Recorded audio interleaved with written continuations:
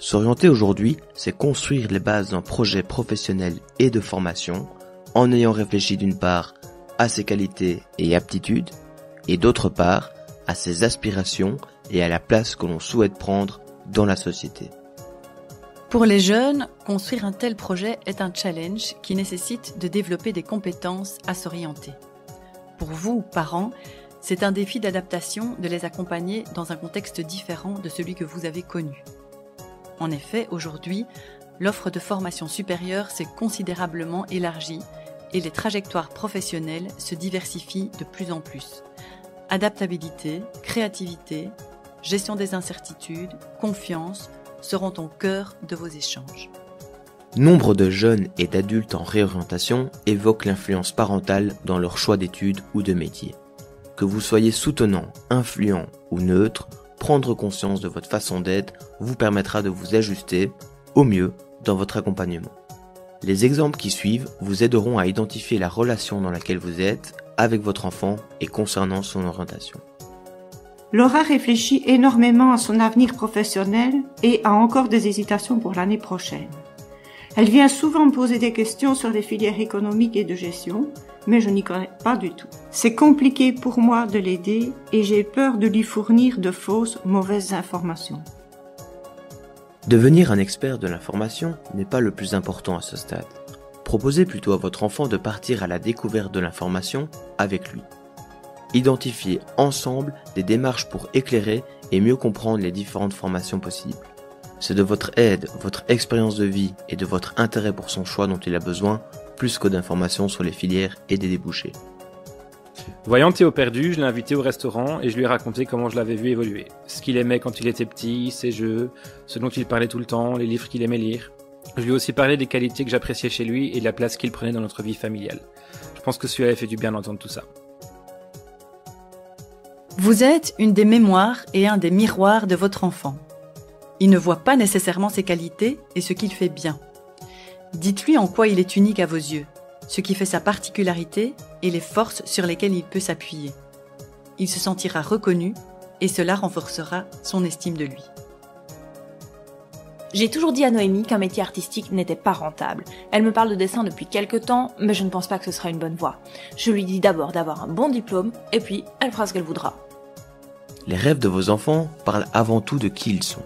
Tentez de comprendre les éléments sous-jacents à ces premières pistes.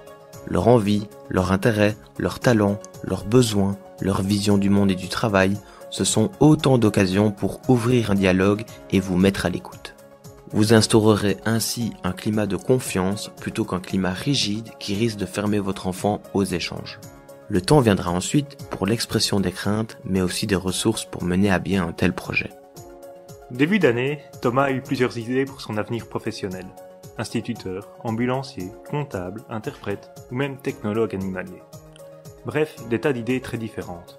Mais peu importe ce qu'il choisit, c'est son projet. Je ne veux surtout pas l'influencer dans son choix. Il faut pouvoir trouver la juste distance pour accompagner son enfant dans sa réflexion d'orientation. Donnez-vous du temps pour être présent auprès de lui et encouragez-le car il a besoin de ressentir votre soutien dans cette période de choix. Mon fils aîné Robin va s'inscrire dans une filière scientifique à l'université en septembre prochain. Je lui ai toujours dit que c'était un secteur prometteur pour l'avenir. Ayant moi-même un diplôme scientifique, je dois dire que les possibilités sont très nombreuses. Et vu ses résultats scolaires, il aurait été dommage qu'il n'aille pas vers cette voie. En tant que parent, il arrive de projeter sur votre enfant un schéma de pensée qui vous appartient, mais qui ne lui correspond peut-être pas. Avoir conscience d'une telle projection est déjà constructif. Offrez-lui l'occasion de s'exprimer sur ses souhaits et idées, quitte à accepter des éventuelles différences entre vos projets et les siens. Sophia est plutôt réservée. Je ressens qu'elle manque d'idées et d'inspiration malgré toutes les informations que nous recevons.